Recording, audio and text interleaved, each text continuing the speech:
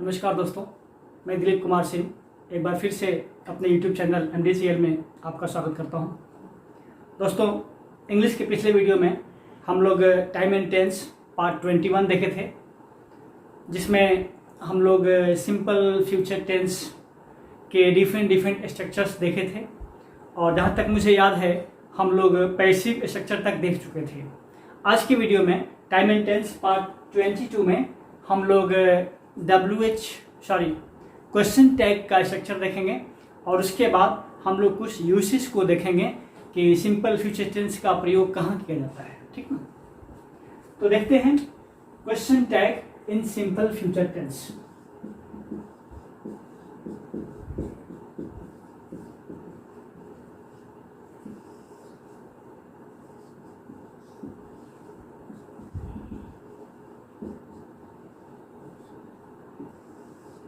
Question tag जैसा कि आप जानते हैं दो तरीके का होगा, एक जो अफर्मेटिव स्ट्रक्चर के साथ होगा, दूसरा जो नेगेटिव स्ट्रक्चर के साथ होगा। तो पहला ही स्ट्रक्चर अफर्मेटिव होगा, affirmative structure.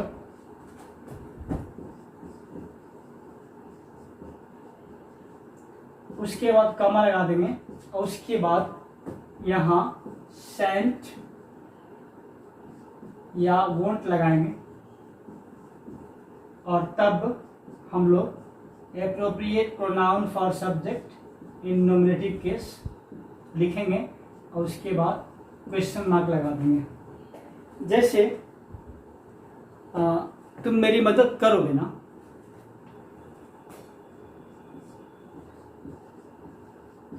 You will help me, comma won't you,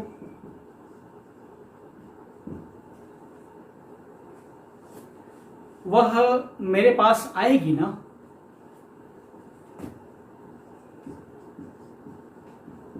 she will come to me, won't she।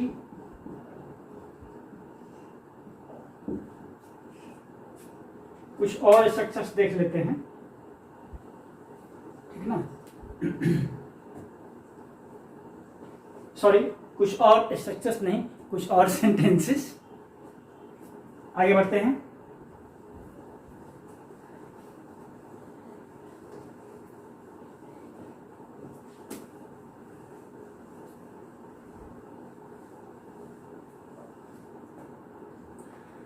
सरकार शिक्षकों के लिए कुछ करेगी ना,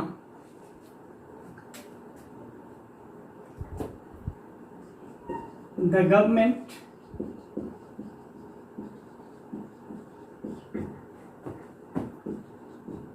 will do something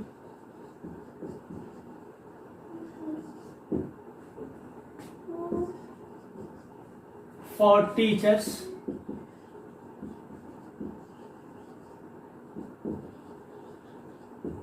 want it। जो गवर्नमेंट तो नॉन लिविंग बॉडी है, एक संस्था है, एक ऑर्गेनाइजेशन है, एक इंस्टीट्यूशन है, इसलिए इट लगा दिए। इसके लिए उचित प्रोनाउन क्या होगा गवर्नमेंट के लिए? इट। ठीक ना। और लेते हैं, आप लोग मेरा चैनल सब्सक्राइब करेंगे ना?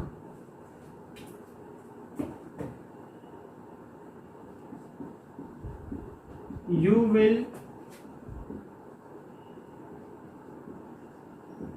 subscribe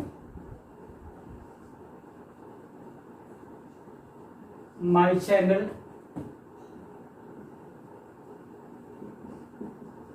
won't you?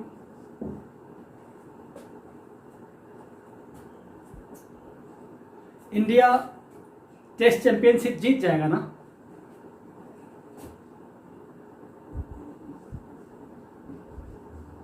India will win the test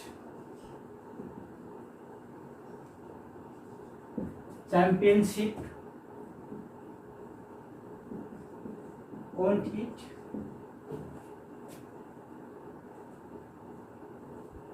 मैं भी तुम्हारे साथ चलूंगा ना।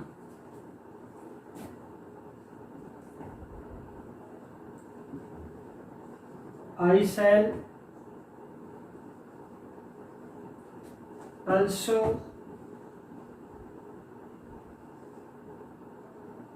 accompany you, shan't I?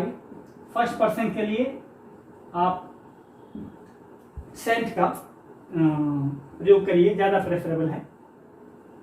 और भी वह मेरी बात मानेगी ना। She will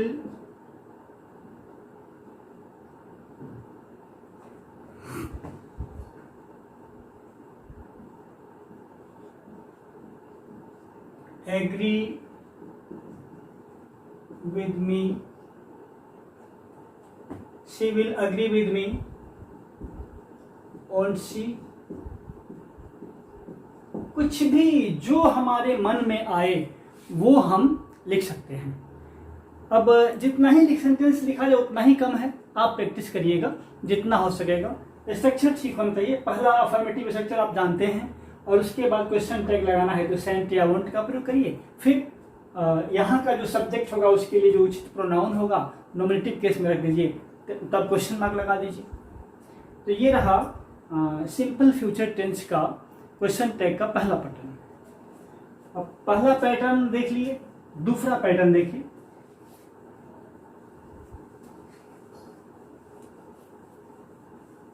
जैसा कि हम लोग हर टेंस में करते आए हैं, इसमें भी वही चीज है।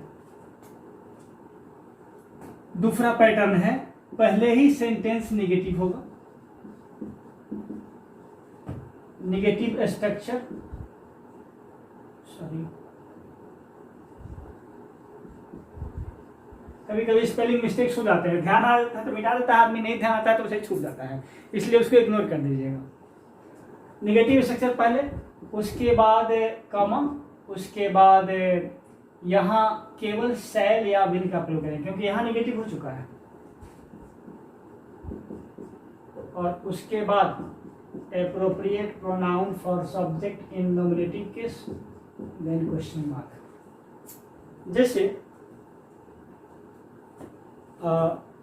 तुम फिर से यह काम नहीं करोगे ना, तो you will not do this work again, will you? देखिए, मेरे दिमाग में जो कुछ भी आता है मैं उसमें लिख देता हूँ। सोची हुई बात तो होती नहीं है, जो मन में आया वो लिखती है।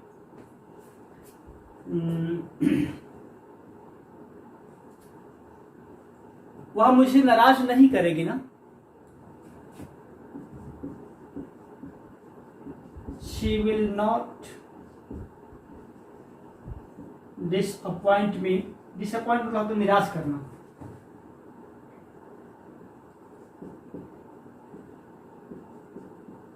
Sorry, will she?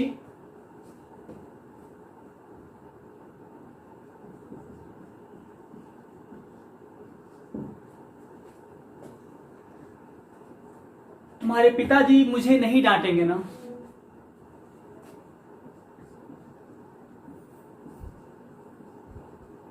Your father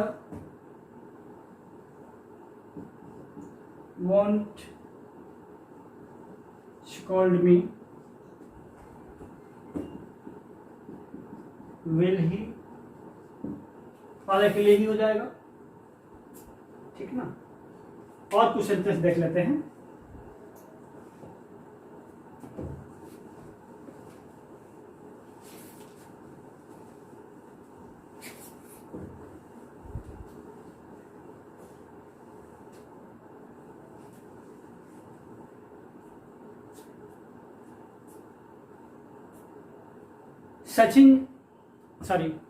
Sachin का नाम आता है, सचिन को कौन भूल सकता है। विराट कोहली जल्दी आउट नहीं होगा ना।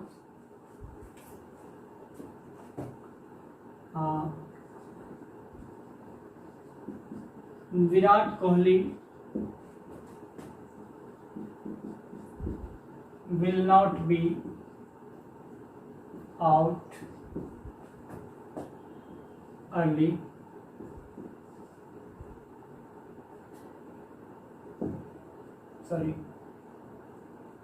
comma will he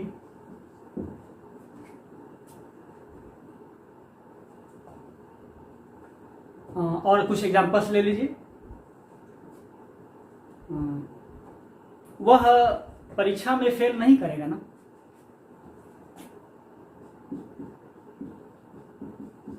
He will not fail in the examination, comma will he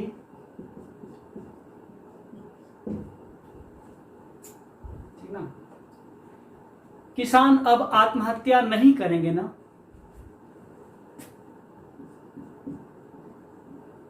Farmers will not commit suicide now, will they?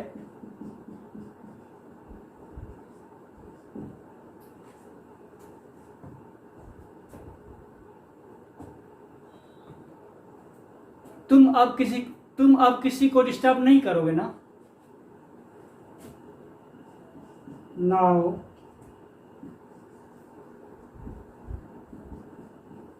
you will not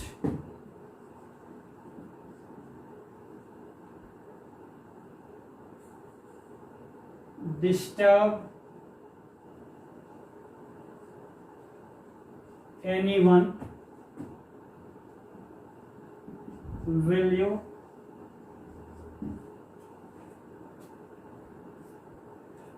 अब तुम कोई नकारात्मक काम नहीं करोगे ना।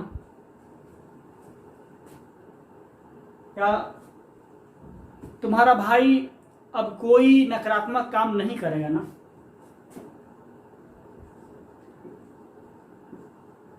योर ब्रदर, अब हटा देते हैं, तुम्हारा भाई कोई नकारात्मक काम नहीं करेगा ना। या हम कहें कि डिस्ट्रक्टिव वर्क, विनाशकारी। Your brother will not do any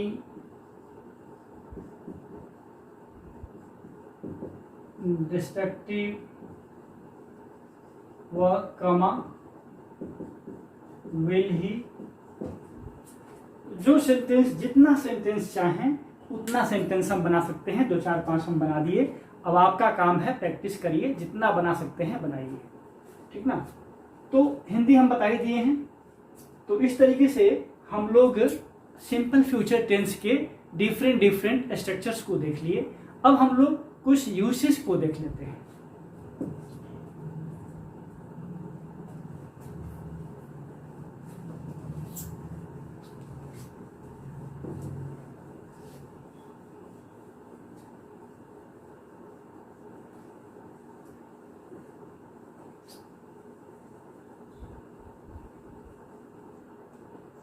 पहला तो यूज हम लोग देख ही चुके हैं कि भविष्य में कोई भी काम होने वाला है तो उसके लिए हम लोग सिंपल फ्यूचर का यूज करते हैं। उसमें डिफरेंट स्ट्रक्चर्स हम लोग देख चुके हैं। दूसरा, कोई डिटर्मिनेशन मतलब संकल्प, कोई विल मतलब इच्छा, कोई थ्रेट मतलब धमकी, है ना, कोई कमांड, इस तरीके के विचार हों तो उसके लिए भी, मतलब फ्यूचर में ऐसा आपको लग रहा हो, इसके लिए भी हम लोग सिंपल फ्यूचर का प्रयोग करते हैं और उसके साथ एक चेंजिंग लाते हैं। और वो चेंजिंग क्या होता है, जनरली आजकल तो कॉमन यूज हो गया है विल का, लेकिन जनरली हम लोग फर्स्ट पर्सन के साथ विल लगा देते हैं और सेकंड थर्ड पर्सन के साथ शैल लगा देते हैं। जैसे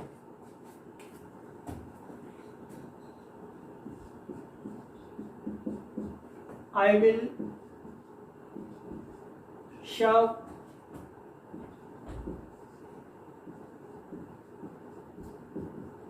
माई कंट्री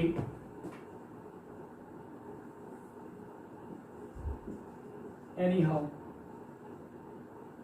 इसको छोड़ देते हैं, जरूरी नहीं है। मैं अपने देश की सेवा करूंगा।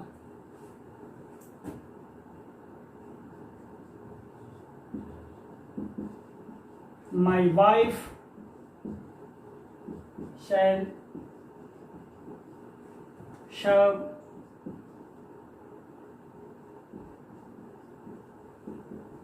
The society. मेरी पत्नी समाज की सेवा करेगी। देखिए थर्ड पर्सन है, शैल लगा दिया।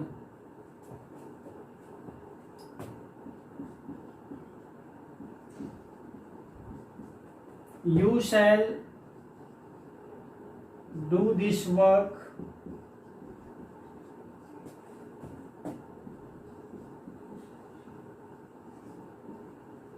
एट एनी कॉस्ट, या रेट भी लगता है यहाँ।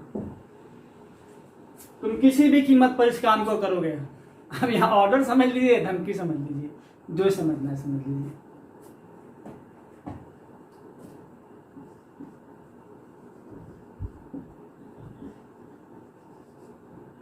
India shall win the world test championship.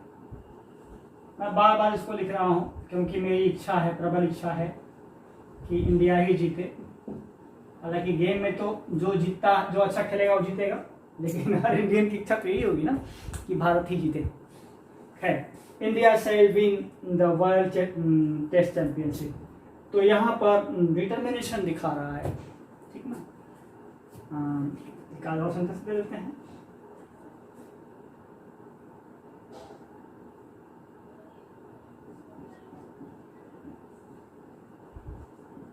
प्रधानमंत्री का जिक्र कर लेते हैं।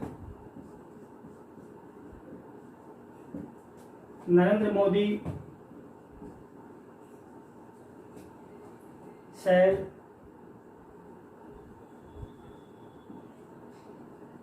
make our country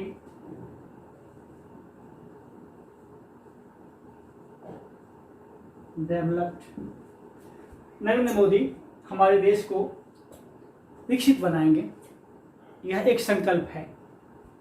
इस तरीके से हम देख रहे हैं कि सिंपल फ्यूचर का जनरल जो हम लोग देखे थे एक यूज की भविष्य में फ्यूचर में कोई काम होने वाला है और उसके लिए यूज करते थे। उसके अलावे स्ट्रॉन्ग डिटर्मिनेशन के लिए, विल के लिए, थ्रेटनिंग के लिए, कमांड के लिए, है ना, हम लोग सिंपल फ्यूचर टेंस का वो शैल विल को चेंज करके करते हैं। जनरली क्या होता है, फर्स्ट पर्सन के साथ शैल लगता है, अब तो कॉमन हो गया है लेकिन ऐसा रूल था पहले, और सेकंड थर्ड पर्सन के साथ विल लगता है। लेकिन अब मान लीजिए फर्स्ट पर्सन के साथ विल लगना शुरू हो गया तो वहां तो अब भी कॉमन है, लेकिन शैल तो नहीं लगता है, विल तो सबके लगता है। तो यदि यू के साथ, ही के साथ, सी के साथ, इट के साथ, दे के साथ, मतलब सेकंड पर्सन और थर्ड पर्सन के साथ शैल लग जाए तो समझिए कि वो नॉर्मल बात नहीं कही गई है। यहाँ पर कोई विल पावर की बात हो रही है, कोई स्ट्रॉन्ग डिटर्मिनेशन की बात हो रही है, किसी थ्रेटनिंग की बात हो रही है, किसी कमांड की बात हो रही है। इस तरीके के पर्पस के लिए हम लोग सिंपल फ्यूचर टेंस का प्रयोग करते हैं। ठीक है, आगे बढ़ें, मिटाएं।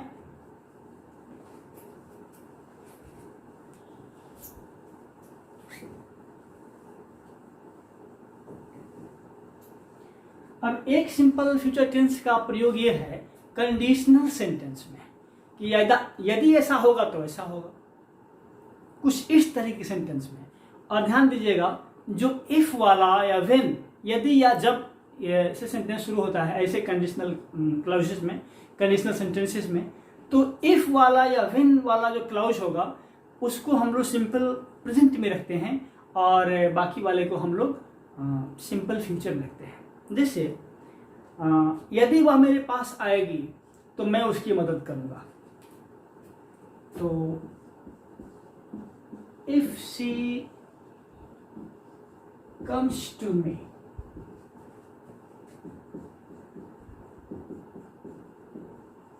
आई विल हेल्प हर। देखिए, यदि वो मेरे पास आएगी तो मैंने इफ शी विल कम नहीं लगाया, क्योंकि इसको रखना है, इफ वाला क्लाउज कहाँ रखना है, सिंपल प्रेजेंट में रखना है।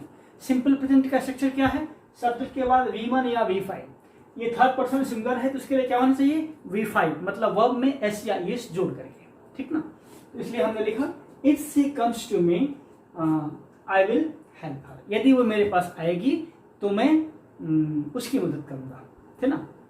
यदि वर्षा होगी तो मैं बाहर नहीं जाऊंगा या तो मैं वहां नहीं जाऊंगा। तो if it rains, I shall will कुछ भी लगाइए, विल ही लिखते हैं, यही कॉमन ज्यादा है आजकल। I will not go there,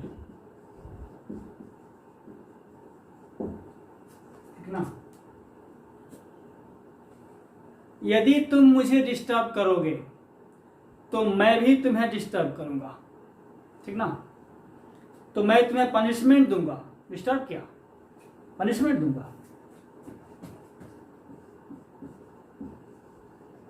if you disturb me, या ट्राई टू डिस्टर्ब मी भी कर सकते थे।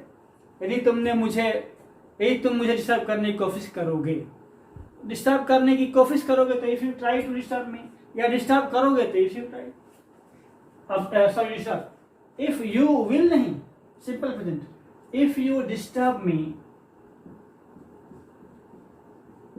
आई विल पनिश यू। पनिश मतलब होता है दंडित करना, दंड देना, ठीक ना। यदि आप हमें अच्छे से पढ़ाएंगे तो हम लोग अंग्रेजी सीख जाएंगे।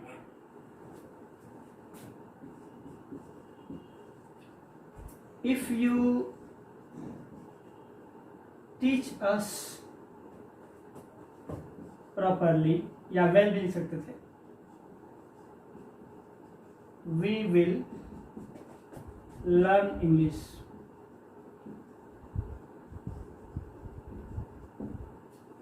ठीक ना। यदि अश्विन और जडेजा अच्छा बॉलिंग करेंगे तो इंडिया टेस्ट चैंपियनशिप जीत जाएगा। इफ अश्विन, ये रविचंद्र अश्विन है, and Jadeja ball well, India will win the World Test Championship। ठीक ना। यदि चाइना भारत पर आक्रमण करेगा तो वह पूरी तरीके से बर्बाद हो जाएगा। If China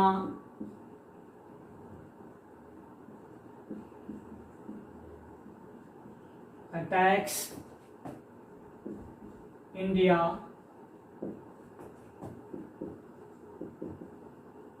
it will be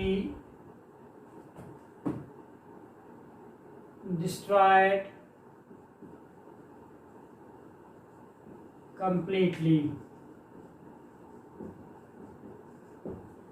जो मन में आए सो हम लिख सकते हैं। ये एग्जाम्पल्स हैं, आप बनाइए, ठीक ना। यदि आप लोग मुझे फॉलो करेंगे तो आप निश्चित रूप से अंग्रेजी सीख जाएंगे। if you follow me, you will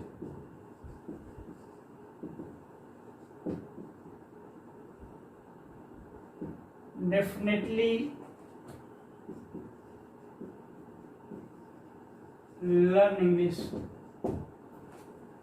आप पढ़ सकते हैं, मी तो चूंकि क्रॉप होगा तो थोड़ा बड़ा हो जाएगा तो दिखेगा, ठीक ना, इसलिए मैंने बीच में सेंटेंस लिख दिए ताकि मोर एंड मोर जितना अधिक लिख सकें उतना अधिक। तो यदि कोविड-19 से मुक्ति मिल जाएगी तो जल्द ही विश्व की अर्थव्यवस्था पटरी पर आ जाएगी।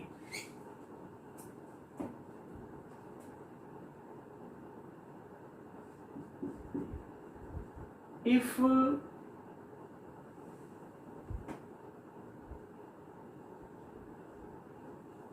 we get rid of COVID-19, capital कहते हैं, the world economy will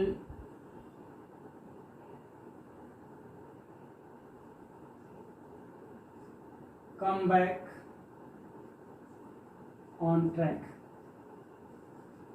कुछ भी लिख सकते हैं जो मन में आए, ठीक ना।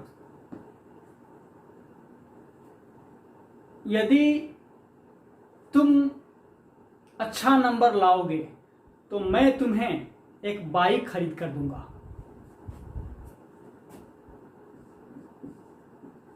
इफ यू सिक्योर, या स्कोर भी कर सकते हैं, गुड मार्क्स, या आप यहां कंडीशन लगा सकते हैं more than 95% marks, more than 90% marks.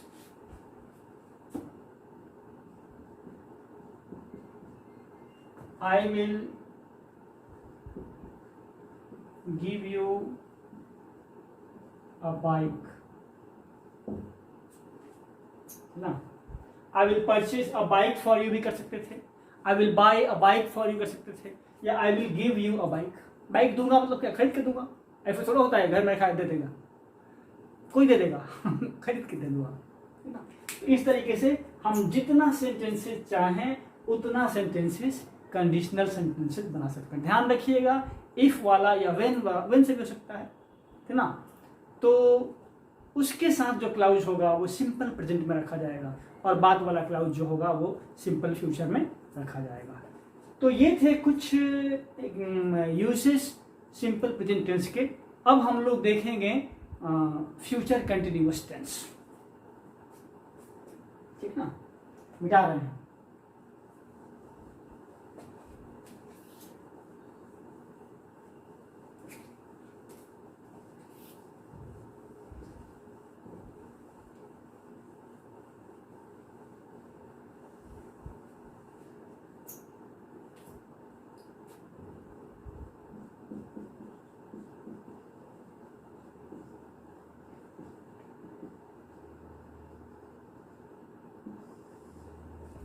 Future continuous, जैसा कि नाम से स्पष्ट है कि फ्यूचर में, भविष्य में एक सर्टेन टाइम में कोई एक्शन कंटिन्यू रहेगा, जारी रहेगा।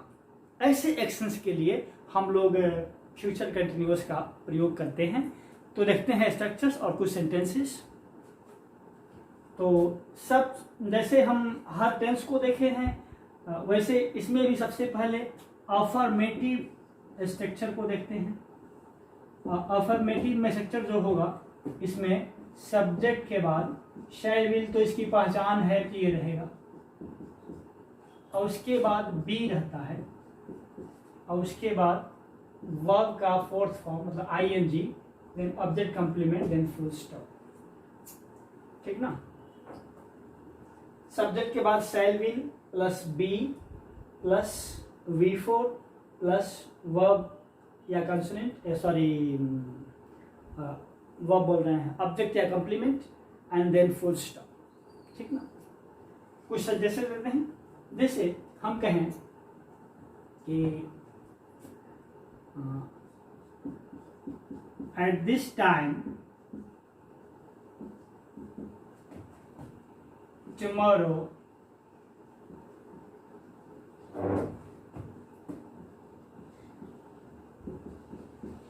we will be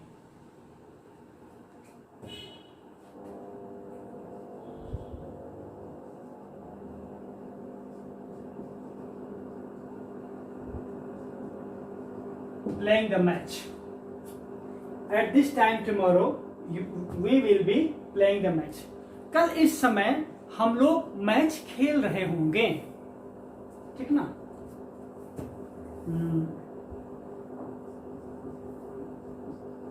The baby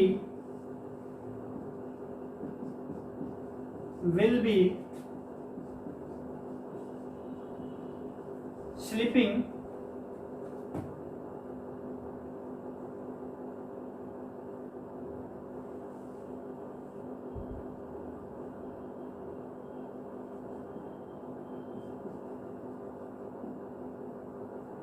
at this time tomorrow। ना कुछ और सेंटेंस कर लेंगे। आज के वीडियो में हम लोग इतना ही रखेंगे। अगले वीडियो में कुछ और सेंटेंसेस और अगला स्ट्रक्चर रखेंगे। तो आज के लिए इतना ही। जय हिंद।